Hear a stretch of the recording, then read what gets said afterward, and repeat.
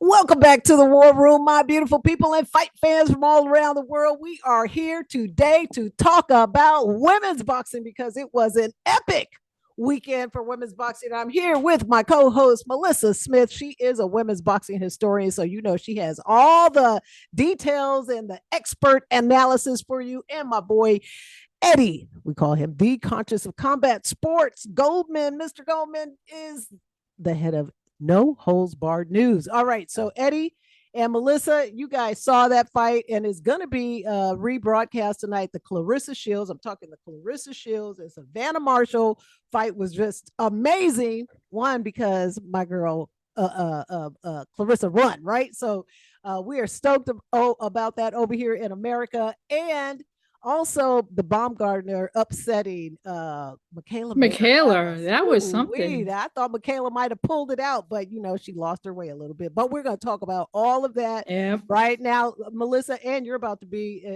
in Vegas for the Women's Boxing Hall of Fame, right? So I we am got a lot. indeed. That is like insane. The That's ninth right. induction ceremony for the International Women's Boxing Hall of Fame. That's It'll be right. at the Orleans Casino in Las Vegas. And on Saturday, the 22nd, it is down. It is just so amazing. We're going to have Christy Martin there. She's going to be Woo. giving one of the speeches. Al Bernstein. Can you believe that? Al What Bernstein's the going to be hell? there, who has really, become a huge champion of women's boxing. So we are freaking excited. He knows Should be what's up. really fun, He fun knows deal. what's up. Women's boxing is exploding and it's a hot topic. And I'm thankful for Boxer for rebroadcasting this fight tonight on BBC. I think it's going to be on BBC Three, but you guys, you can find it online. So just Google that shit and find the Shields Savannah Marshall fight. It is like it's in the play for like what fight of the year? They're talking about that Oh, being like definitely Leading fight of the year. candidate. It's one yeah, of the it's a leading candidate. candidates. Yeah, Leading candidate. I mean, that's it's a right. fantastic epic fight. I mean, and Claressa Shields. But you have to understand, coming into this fight, there she is, 12-0, 27 years of age, just 10 years after winning her first gold medal in the Olympics. She comes back in 2016, wins her second. She does not turn pro till 5 years ago in 2017, right? And Wow. here she is. This is her third undisputed Undisputed. title crown. She Amazing. has 13 major belts. Damn. How insane is I didn't that? even know there was that many belts out there.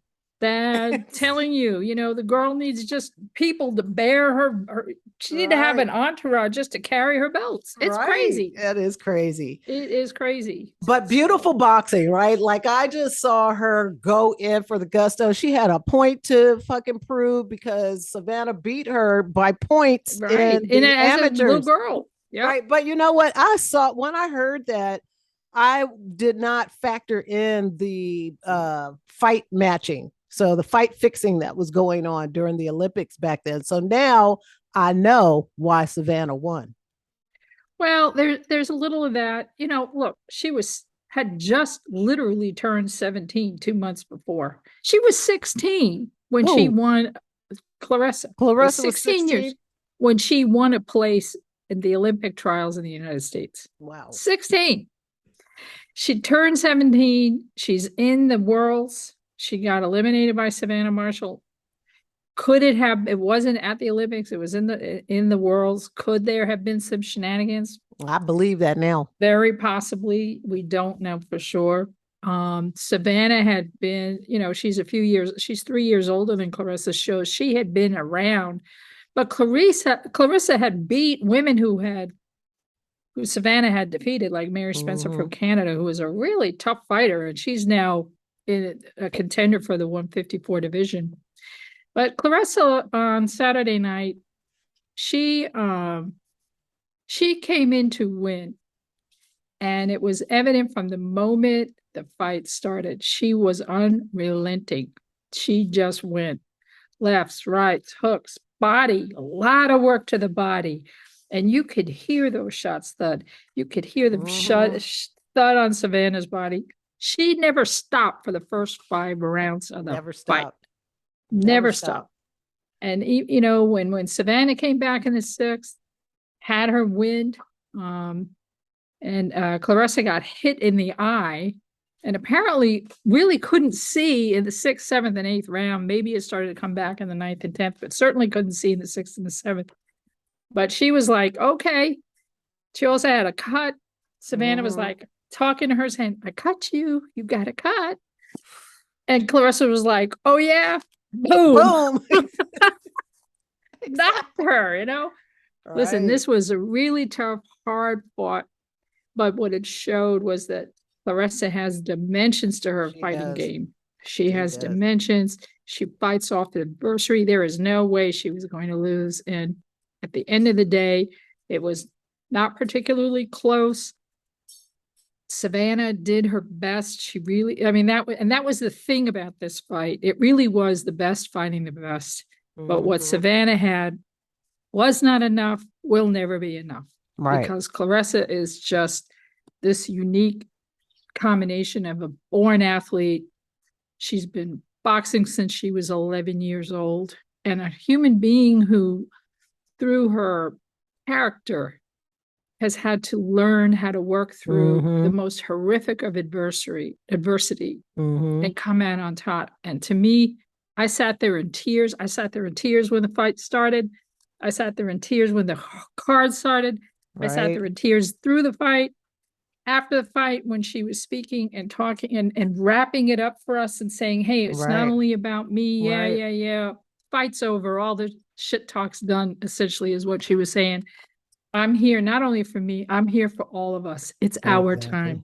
Acknowledging the history, acknowledging all the work that came before and how it's up to them to lift it up. She gets it. And I just sat there, bawling my eyes out, going, "Quote, quote, quote." She is my quote.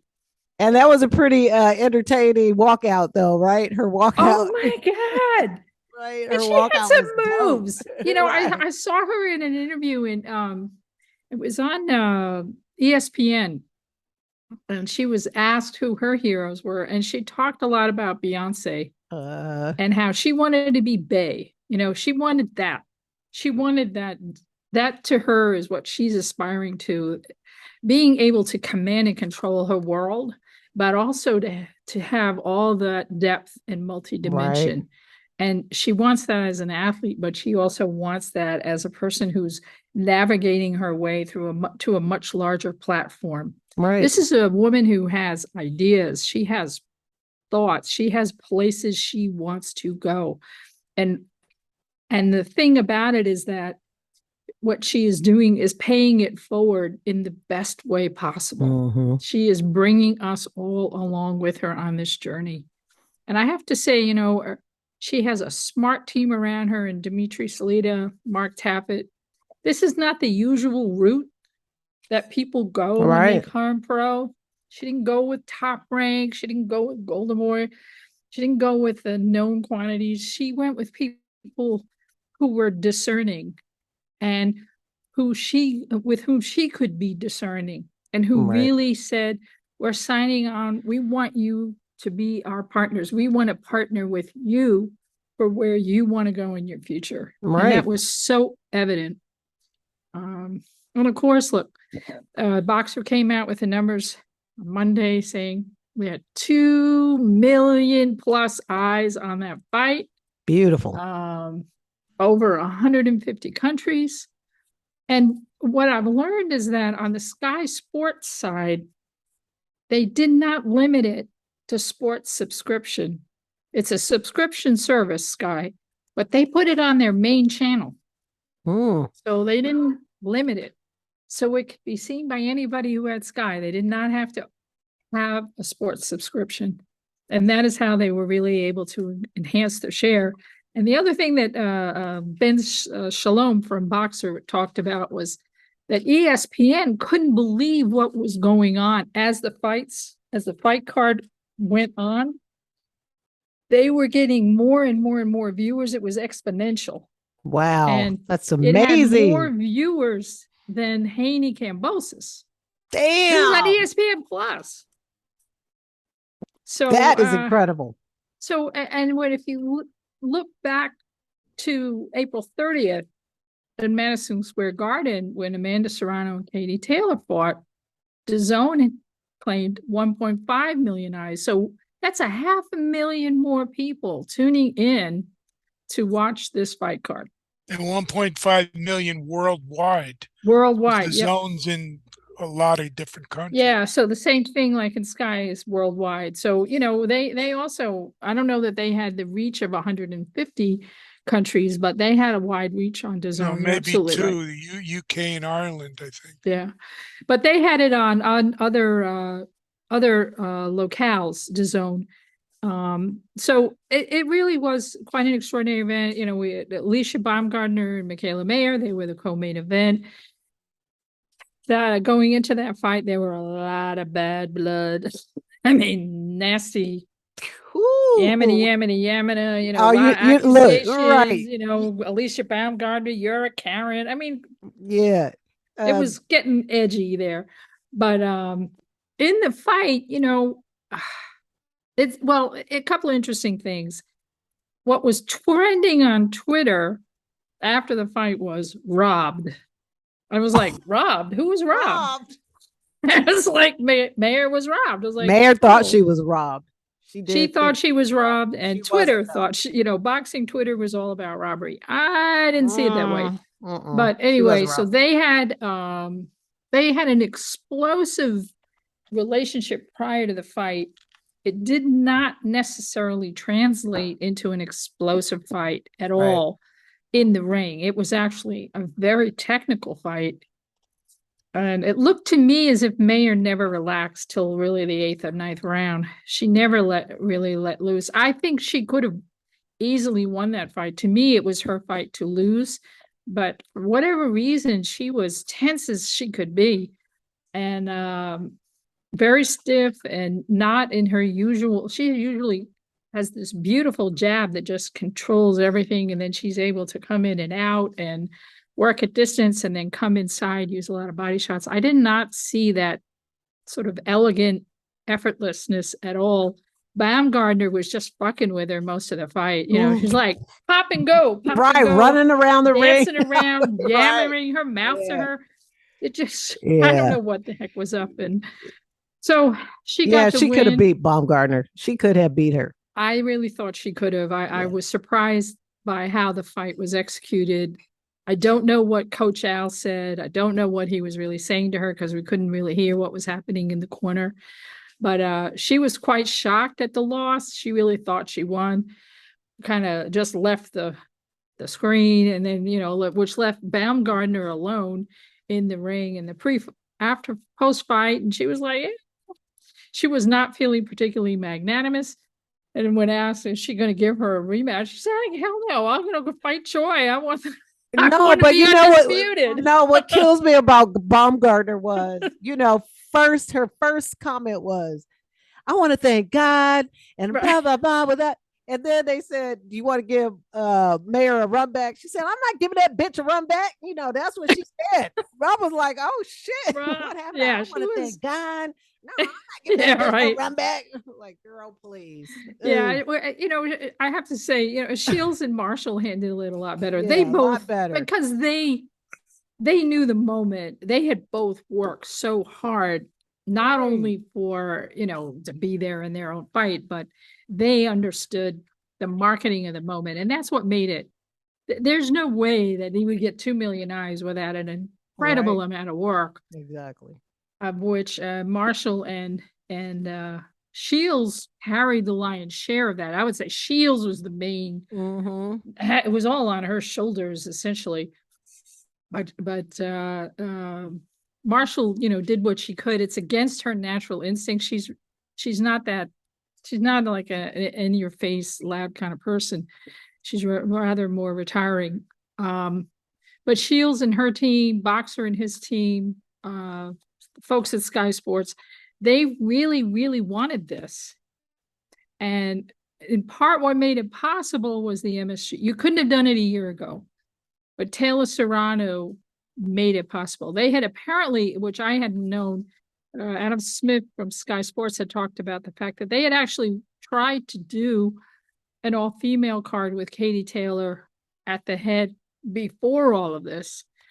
when Sky and DAZN and Matchroom were still together, or DAZN and Sky were still together, it just never materialized. He didn't go into why, and I'll try to tease that out for the future. But it did happen now. And I was really, in the interviews, I was really struck by the commitment these folks are truly making to the sport.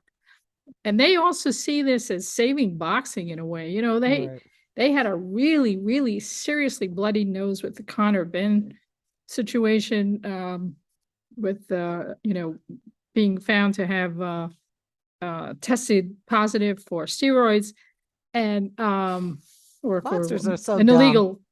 Yeah, they really are. It's It was just, like, what our the guys fuck? are You just think you're not gonna stupid. get caught? Right. I'm like, come on, dude. This is what So I never and understood. Yeah. and it really it had an effect on the boxing week on some of the boxing media in UK who were like, oh fuck this. Right. We're not even gonna deal with this Shields thing. Forget it. We're done with boxing. That did evolve and it changed. And as Eddie pointed out, you know, BBC is now replaying Boxer and they have come out and said, number one, they're getting back into broadcasting boxing for the first time, I think since like the early 2000s, maybe 2004 or something like that, 2006. But beyond that, part of it is because of women's boxing, because they really believe in what they are seeing in the sport and the way that the sport is executed. Which gets us to the, you know, the undercard with some fabulous fights. I don't know if you saw Caroline Dubois fighting Malissa. Oh, I did. She had a fourth round knockdown in the fourth round and got a TKO in the fifth. Damn, she was good. She's pretty aggressive too. That was the best I've seen her. She's grown exponentially since her first pro fight. April Hunter was good. You know, I mean, Paris Artingstall, she put on a really good performance. That was only her second fight. She's quite strong. So there is some really great talent, you know, just coming into the game, coming out of the amateurs, coming out of Olympics, and you know, Olympic gold medal winners. They got European championships. So, you know, when we get to start talking about the fucking IBA and how they've screwed up the opportunities for the future in boxing at the Olympics, it is heartbreaking because it will kill women's boxing. It is only here because of the Olympics. And take the Olympics away, what do you got? How do you continue to sustain the amateur programs in these countries? So anyway, the future was on this card in terms of future champions, future opportunities for champions. Just an extraordinarily exciting night. One of the big themes was, you know, okay, time to get it in America. And that was Andre Ward was like, okay, America, what the hell? Right. Wake up. It's time. Wake up. Make this money. Make this money. And, you know, if there is a rematch, you know, they're between Marshall and Shields, they would probably try to do it in America. We'll see. You know, I mean, lot can happen and we don't know what that's going to look like. But Shields herself did confirm she got her 7 figures. So good on her. And now it's time for 8. That's right. You know, well, Canelo, she's building her empire, so you know she'll get there. She'll make it. But yeah. Anyway, just extraordinary night. I'm still wonderful.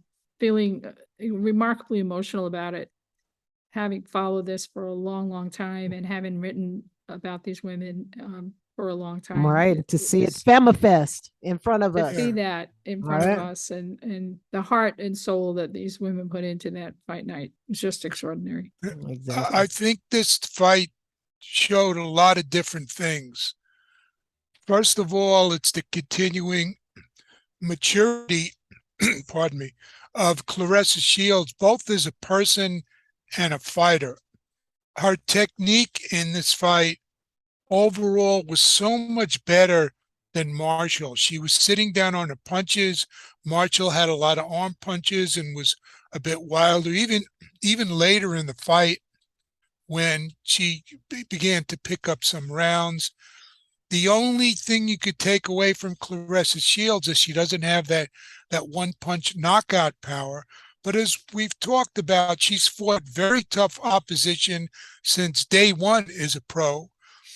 And also you have the 10 2-minute rounds, which against top opposition makes it more difficult to build up to a knockout. So you have to take that into account. But she looked really, really sharp. But Claressa Shields is not the first African American woman who had to go to Europe to really get a big payday and make a major name for herself. I mean, Josephine Baker and many others come to mind. Nina Simone had a lot of success in Europe, where a lot of people were trashing her in the United States. And while this fight, we've discussed, sold out the O2 Arena. It got 2 million people on Sky to watch it. BBC is picking up the replay, all these things happening.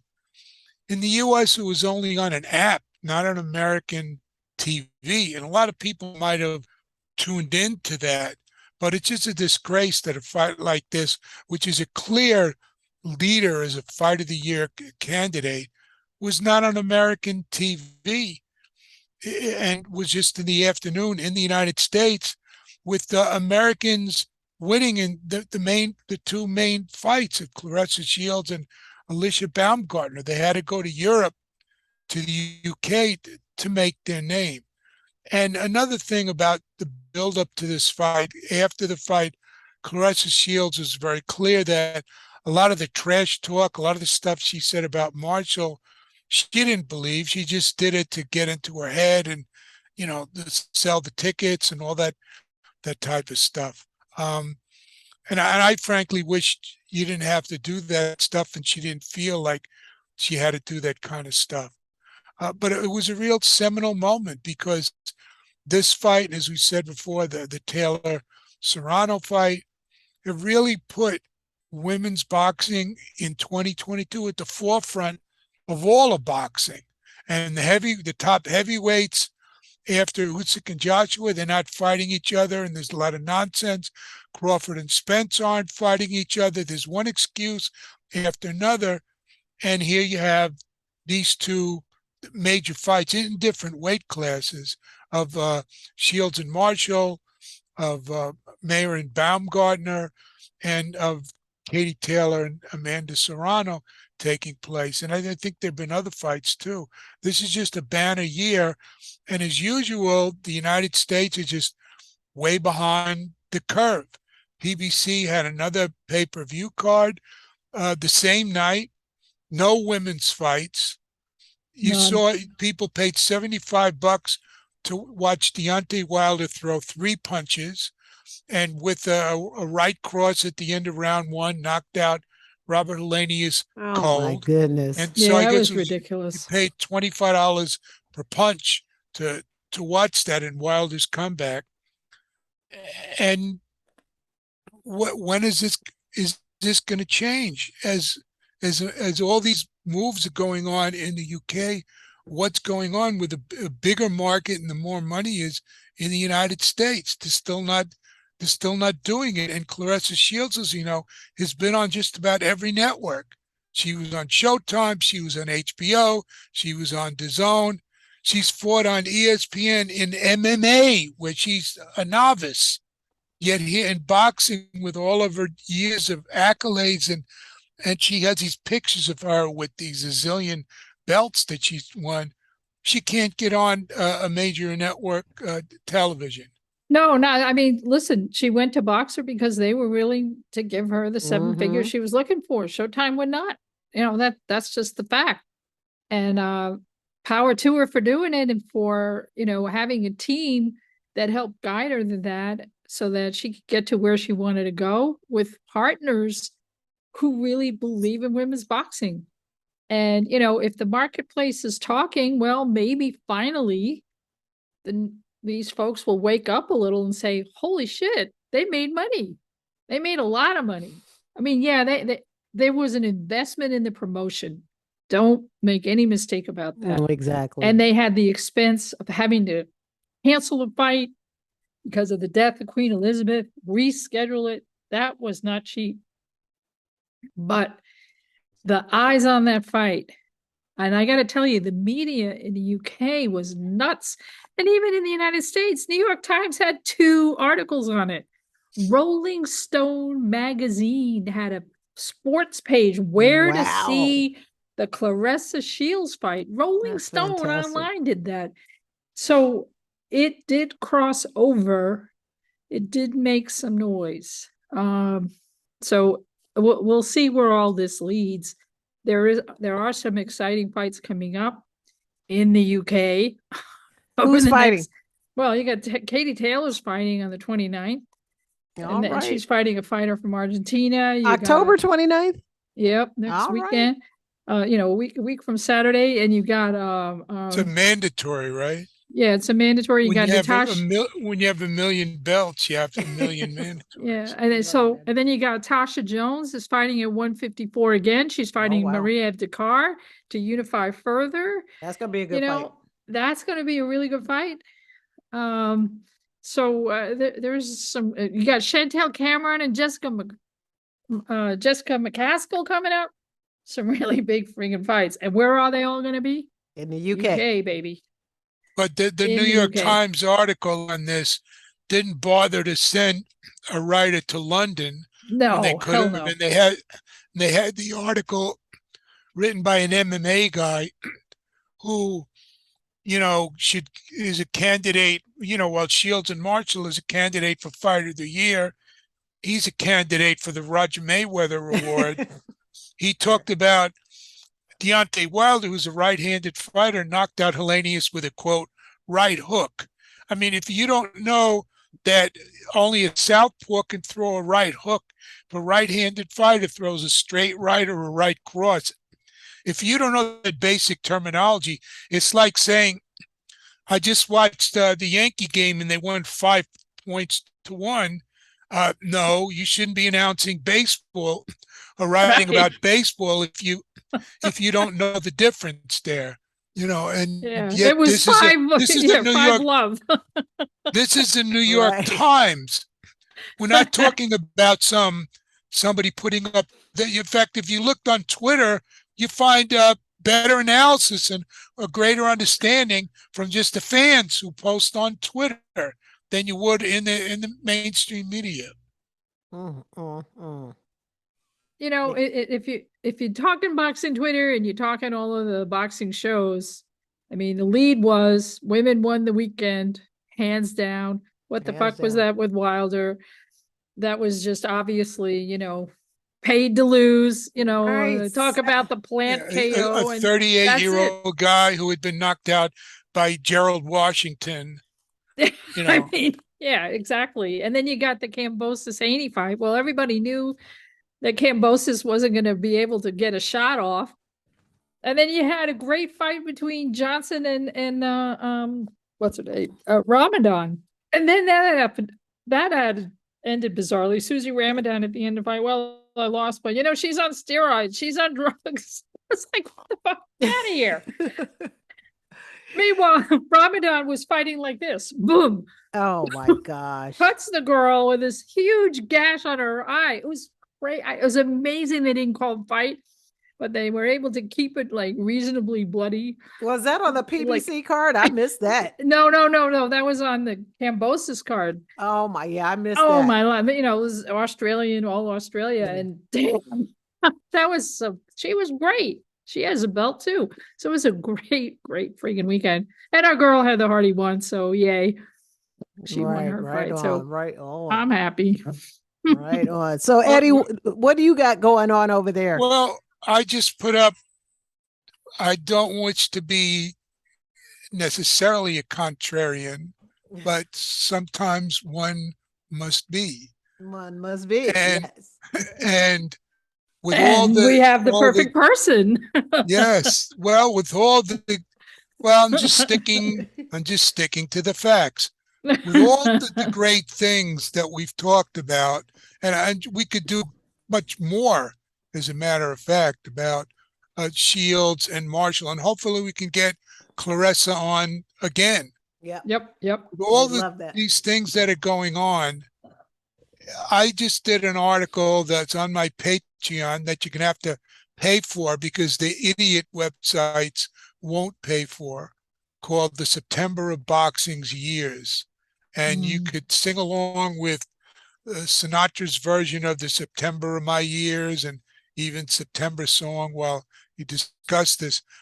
And it begins by analyzing the new list that Sports Pro Media put out called the most marketable athletes of 2022. And they put out a top 100, but the main emphasis is on the top 50.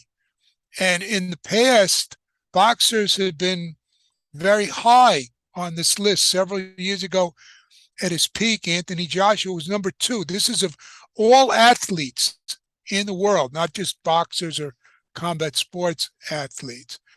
And a couple of years ago, in 2021, you had Canelo was also very highly rated. And I'm just looking up what number he was. He was number back one then. at one point, right? No, Yeah, I I think think he was number like, 2. I don't, he was number, I wrote this in the article, where did I put this? He was number 4 in 2021. Wow.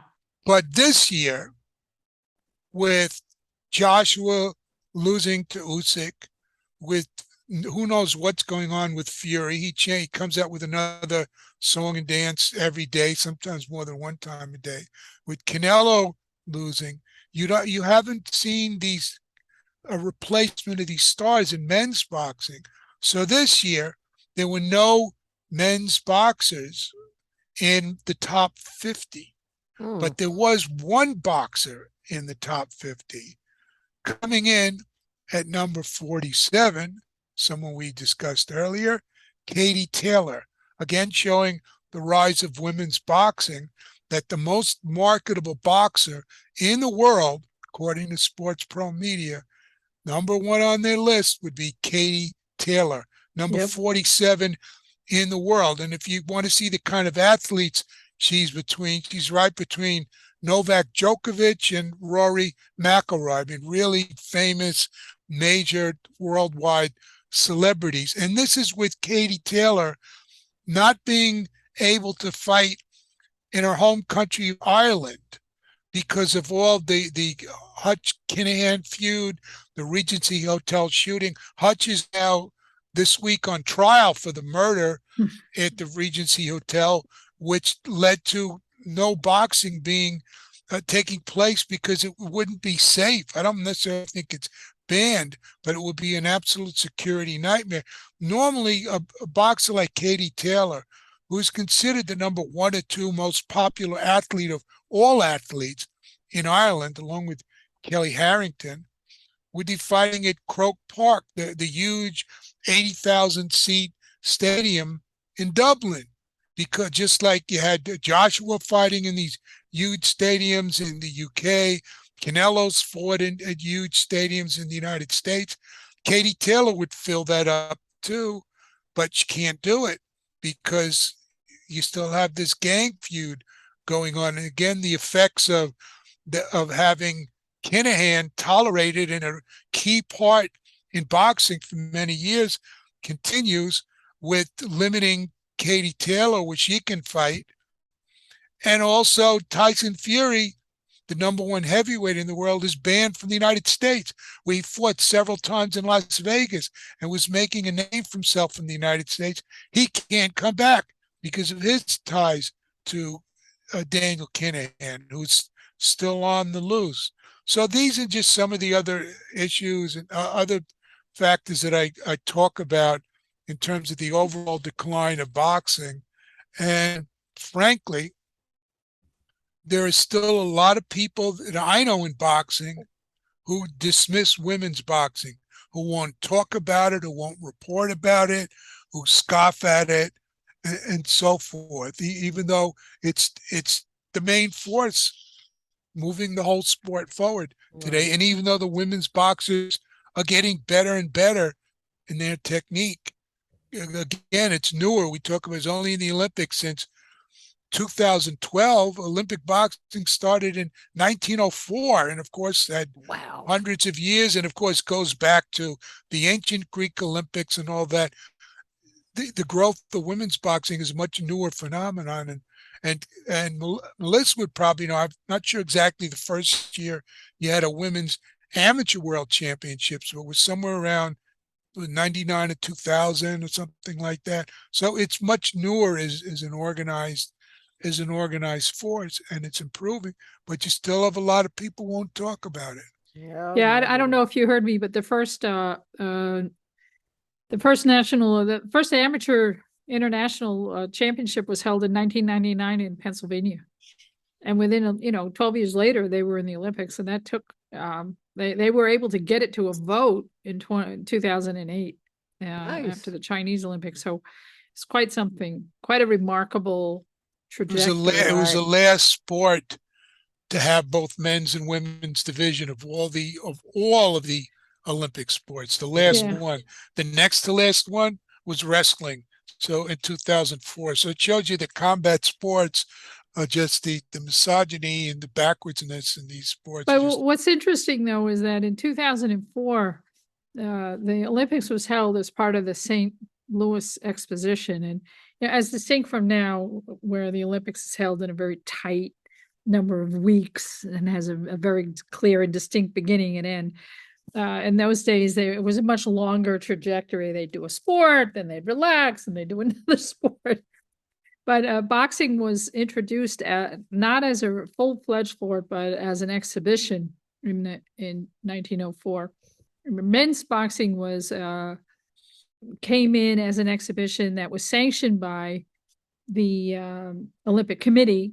And there was, however, an exhibition of women's boxing at the St. Louis exhibition, but it was not sanctioned as an Olympic exhibition, but it was there. And there are photographs of the women who contested that sport, did pretty decently. They were in these enormous bloomers. They look like Michelin ladies. It's really kind of funny. Knickerbockers. Yeah, they're very, very wide. But whereas the men's boxing was picked up in 1908, we didn't see women in another Olympics for, 108 Right. years. So Damn, quite that's something. incredible. History right Yeah. there. But speaking of the downfall of boxing, my Mhm. favorite MMA fighter turned boxer, Anderson Silva, will be fighting Jake Paul on October 29th. this is what Showtime puts on instead of women's Yes, boxing. yes. Oh Yeah, my yeah, gosh. yeah, I'm like, yeah. come on. A retired MMA fighter Like, who was a for good, real. was a Sickening. really good striker and Muay Thai background in, in MMA. Right. Or in Like Tiba, Brazil, but they need that money though. I get it. And then Uh, Lomachenko is fighting on the 29th as well. Yeah. So you got Lomachenko, you got Katie Taylor, and our man Jake Paul. Right. Oh, And whoop, whoop. Bivol is fighting again, of course, in the United Arab Emirates. Yes, and there's somebody else on that card. There's a woman on that card. Look up the card. I'll have to pull the card up. But Yeah, there's a female fight on there that's pretty good. I'll look it up really quickly. yep, Katie and what's Taylor. Claressa Shields No, gonna that's do November next? 5th is Bivol. What's she Claressa gonna do Shields next has an obligation. with the She was PFL supposed, MMA, Yeah. right? yeah, she was supposed to fight in December on PFL. There's a they have their championship, and she was gonna fight in a special attraction. Whether she will fight or not is up to, we'll see. It doesn't give her a lot of time to train because of, Right. with the fight on the 8th, she had enough time. Fight on the 15th, and she needs to, have some recovery time. So that's a concern. So we're not sure. And then after that, it's an open question what happens after that. Oh, Mhm. and in answer to your question on the Bivol card is Chantel Cameron and Jessica McCaskill. Oh, For damn. super light. I mean, that's Right. gonna be undisputed, babe. This Yeah. is huge. I might have to break down and watch that. And that's gonna be on DAZN. Yeah. I'll be watching Damn, that. that's gonna be friggin' Yeah. big. That's a fight. Because McCaskill's a dog, man. She is a dog in the ring. And Chantel Cameron is strong as hell. Mm. That's gonna be a fight. And that'll be at super light, not at welter. So Uh-oh. Cameron's coming down to do that fight. It's not at 147. to 140. So Right. Well, we're gonna that see is what going to happens. be interesting. So then, in terms of what happens after that, there, the Shields team is looking at what's going to happen. Where does she go? Is she going to come back down to 154 and slaughter everybody at the next group at 154? Does she reclaim that? Because you got a whole new group in there. You got Dakar. Well, she's already defeated Dakar, but and Dakar will has a good chance of losing to Jonas. So you got Jonas, you got Harper, you know. So who's she gonna fight at 154? Whether it's really possible for Shields to come down to 147, that's tough. She's a big girl. No, That's a lot of it's weight. too I much. think it's too far. And then it's like, well, is anybody gonna come up to 154? Does she go back up to 150? Does she fight Franchon? She doesn't particularly want to, but what they said was, show me the money. You got the money, we'll do the fight. Yep. And that would be exciting because Shields is a better boxer, but Franchon, to this day, even getting hit by Marshall, and she respected her power, Shields said, baby. It was Franchon who really kicked my ass. Oh, wow. That's she's the one that really hurt me. Wow. Not Marshall. Marshall may have taken my sight. I mean, yeah, she hits hard, but not as hard as Franchon. Wow. So did Claressa say her eye is okay? She didn't tear a it's retina. fine. It's okay. Good. No, it's Good. okay. It Not was to just worry. she just got hit. Right. She got a little whacked. Yeah. She got whacked. She got a little boo-boo up there. Right. But otherwise she's that was the other thing she said about getting cut. She said, I've been cut before. It's okay. Exactly. I know what to do. I am not going to fall apart. Right. Exactly. You'll be all right. All right. What else you guys got over here? Eddie, you got anything else you want to talk about before we say goodbye? Yeah, just the Patreon article that I talked about earlier. Make sure to subscribe to that page so you don't have to put up with all the nonsense and misinformation and disinformation and amateur journalists, amateur boxing journalists posing as professional boxing journalists and compromised boxing journalists and all of that stuff. So go to patreon.com/Eddie Goldman.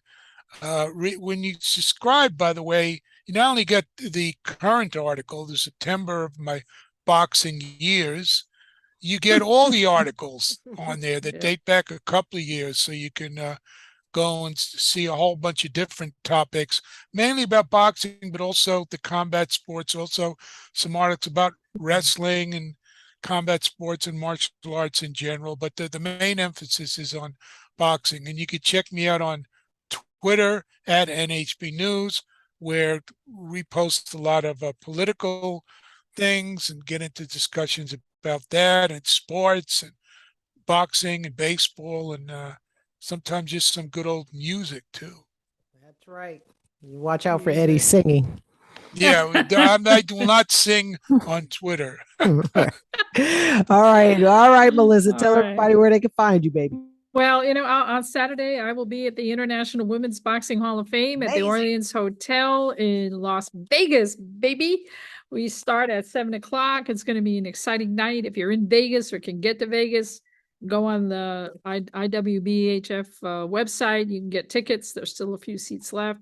For streaming, can they stream that? Can we get tickets for streaming? I don't know if it will be streaming. I promise I will put it out on Twitter. The last I heard, it was not. There were some issues last year. If we can get it streamed this year, that'll be awesome, and I'll put it out on Twitter for y'all. All right, cool. But my Twitter is at Girl Boxing Now. I'm on Twitter and Instagram, mostly about boxing, and then I do my political rants because hey, women need help, man. That's right. Woo! That's right. And then other than that, girlboxing.org. If you feel like reading, the history of women's boxing is available for you on Amazon. That's right. UK or in the USA. That's and right. Other than that, just peace and be happy and have fun watching boxing. That's right. Thank you guys for tuning in. I am your fight goddess, and you guys can find me on Instagram at Fight Goddess Fitness and on Twitter. I am that Black Angry Woman, so you can find me at Angry Afro Radio. You guys, we'll see you next week. We're going to talk to you guys after Melissa comes back with her report from the International Women's Boxing Hall of Fame. So I can't wait for that show. I hope you guys do stream that. Melissa, tell them they need to stream that. I I'll will. put you As on I said, I'll spot. put it out on Twitter. Right. All right. Until next time, you guys, peace, love, and push ups. Peace.